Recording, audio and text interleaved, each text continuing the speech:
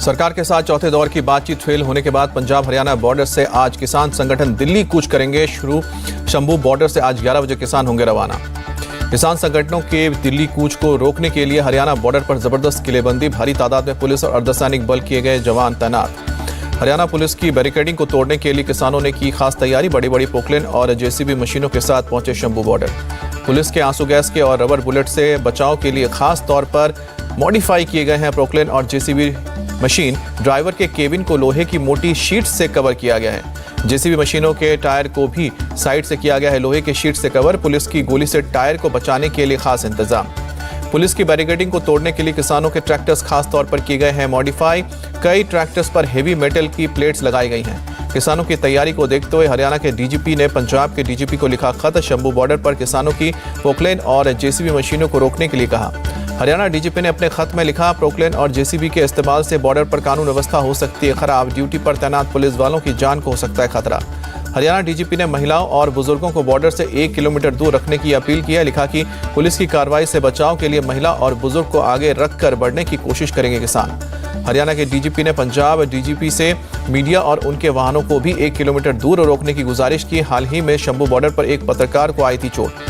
केंद्रीय गृह मंत्रालय की ओर से कोर्ट के आदेश के हवाला देता हुए पंजाब सरकार को तुरंत एक्शन लेने के लिए कहा गया है। लिखा है कि किसी भी हाल में भारी तादाद में जमा ना हो प्रदर्शनकारी।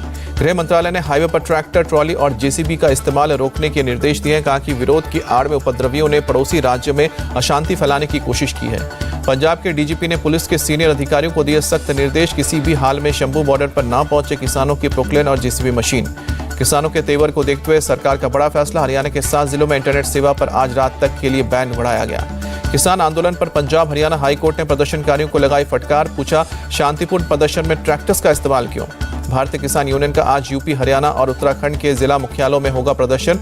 ट्रैक्टर मार्च निकालने की भी तैयारी। भारतीय किसान यूनियन के प्रवक्ता राकेश टिकैत मेरठ में करेंगे प्रदर्शन, जबकि नरेश टिकैत मुजफ्फरनगर के प्रदर्शन में हिस्सा लेंगे। दिल्ली कूच को देखते हुए केंद्रीय मंत्री अर्जुन मुंडा ने किसानों से की शांति की अपील। कहा कि देश के लोग शांति चाहते हैं और बातचीत से इस समस्या का समाधान निकलेगा। किसानों के प्रदर्शन पर बोले दिल्ली के मंत्री गोपाल राय, बिना किसानों के आय बढ़ाए विकसित राष्ट्र संभव नहीं। चंडीगढ़ में सीएम खट्टर के आवास पर पंजाब कांग्रेस का प्रदर्शन। पुलिस ने कार्यकर्ताओं को हिरासत में लिया। कैप्टन अमरिंदर ने प्रधानमंत्री मोदी से मुलाकात की। कहा कि प्रधानमंत्री ने किसानों के मुद्दे के जल्द समाधान को लेकर आश्वासन दिया है। सौंदेश खाली को लेकर कोलकाता बीजेपी का आज प्रदर्शन। हाजरा क्रॉसिंग से शुरू होकर सीएम ममता के घर तक जाएंगे बीजेपी कार्यकर्ता।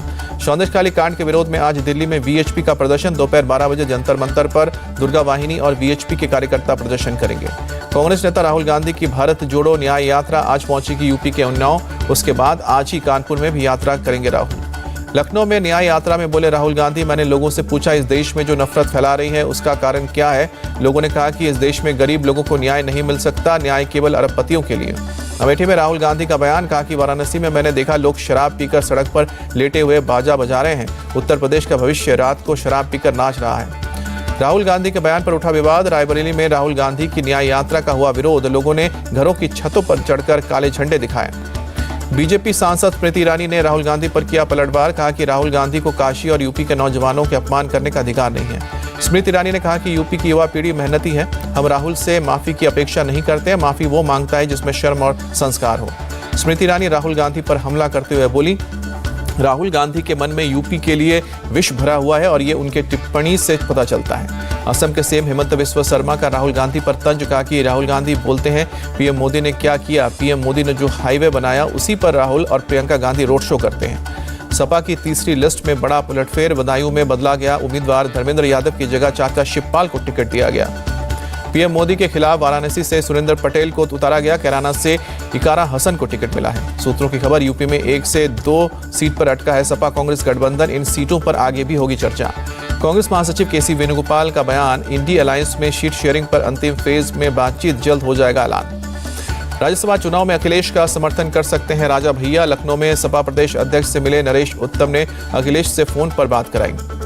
सूत्रों की खबर, राजा भैया और सपा के बीच लोकसभा चुनाव पर भी हुई है बात। सपा ने 4 सीट का दिया है ऑफर। सोनिया गांधी राजस्थान से निर्विरोध चुनी गई। कांग्रेस की राज्यसभा सांसद। बीजेपी के चुन्नीलाल गसिया और मदन राठौर को मिली जीत। गुजरात से जेपी नड्डा बने राज्यसभा सांसद। महाराष्ट्र में अशोक चव्हाण समेत सभी 6 उम्मीदवार निर्विरोध जीते। बिहार के सभी 6 राज्यसभा उम्मीदवार निर्विरोध जीते। बीजेपी आरजेडी के 2 उम्मीदवार जबकि जेडीयू और कांग्रेस के 1 उम्मीदवार पहुंचे राज्यसभा। बीजेपी अध्यक्ष जेपी नड्डा आज मुंबई दौरे पर जाएंगे, कार्यकर्ता सम्मेलन को संबोधित करेंगे।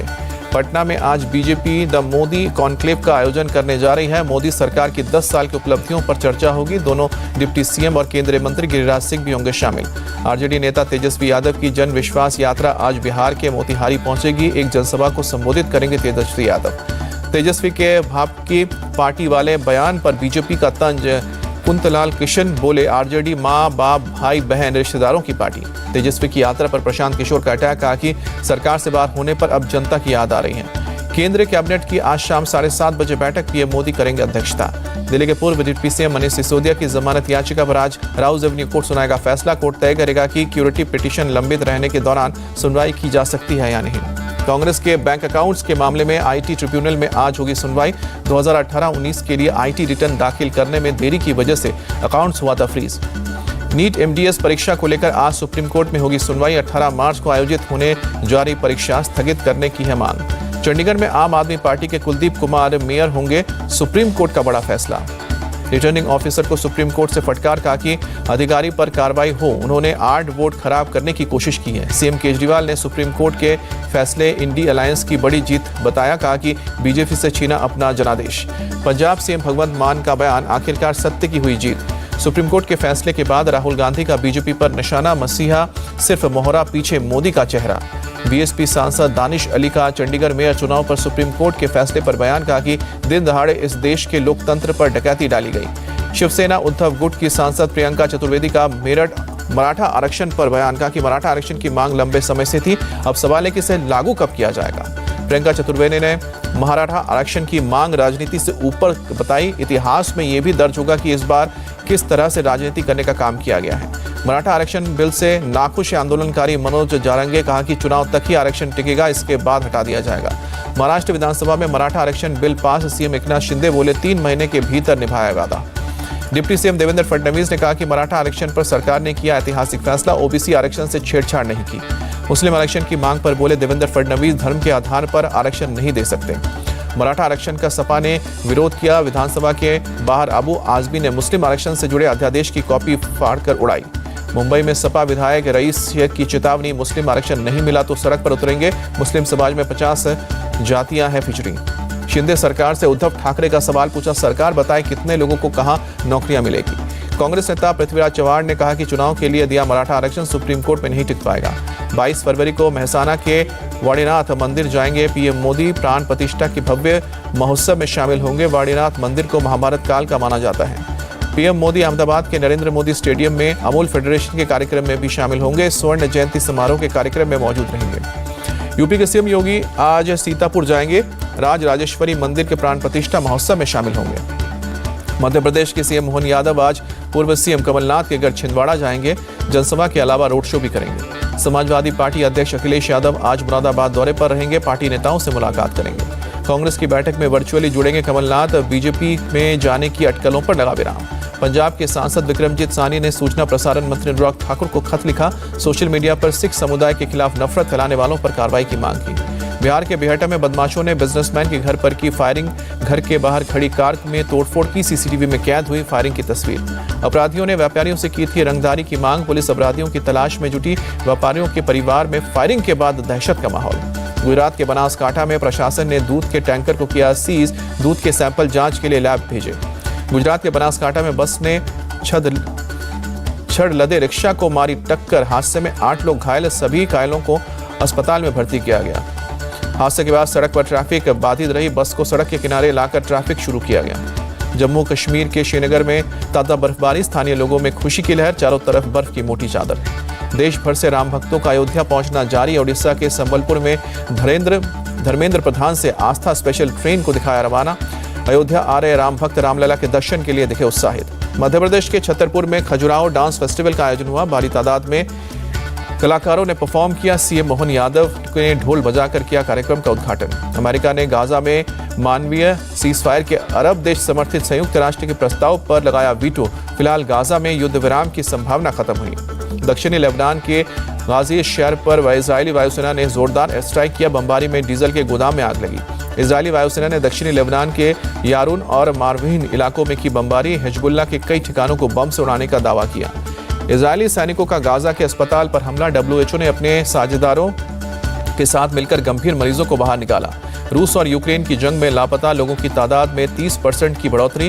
रेड क्रॉस के मुताबिक 30,000 से ज्यादा लोग अभी तक हैं लापता। यूक्रेन के अवदिका शहर पर कब्जे के बाद रूसी सेना ने शुरू की तलाशी।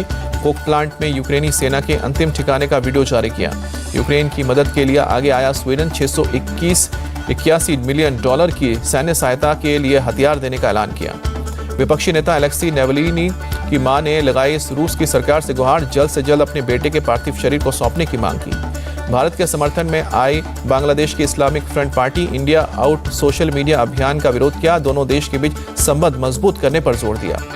पेरिस के एफिल टावर के कर्मचारियों की हड़ताल लगातार दूसरे दिन भी जारी रही। कर्मचारियों ने एकमत से हड़ताल को बढ़ाने का फैसला किया।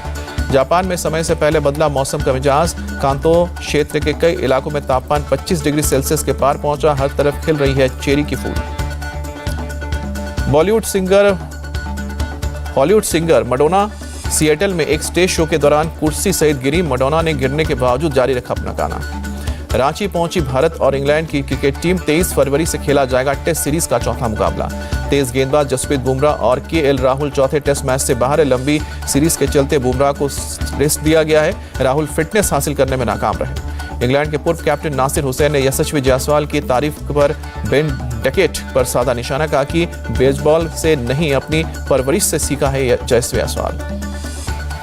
भारत के खिलाफ लगातार 2 मैच में हार के बाद चौथे टेस्ट में गेंदबाजी कर सकते हैं बेन स्टोक्स। इंग्लैंड के हेड कोच ब्रैंडन मैकलम ने संकेत दिए। रोहित शर्मा ने अलग अंदाज में की यशस्वी, सरफराज और जुरेल की तारीफ। इंस्टाग्राम की स्टोरी पर लगाई फोटो। विराट कोहली और अनुष्का शर्मा दूसरी बार बने पेरेंट्स। अनुष्का ने दिया बेटे को जन्म। सचिन तेंदुलकर के डीप फेक वीडियो का शिकार हुए विराट कोहली सट्टेबाजी ऐप का प्रचार करते नजर आए। फेयरवे प्ले चैरिटेबल ट्रस्ट ने दिल्ली के सिरीफोर्ट स्पोर्ट्स कॉम्प्लेक्स में कल्पना चावला मेमोरियल महिला क्रिकेट टूर्नामेंट का उद्घाटन किया। केंद्रीय मंत्री मीनाक्षी लेखी शामिल हुई।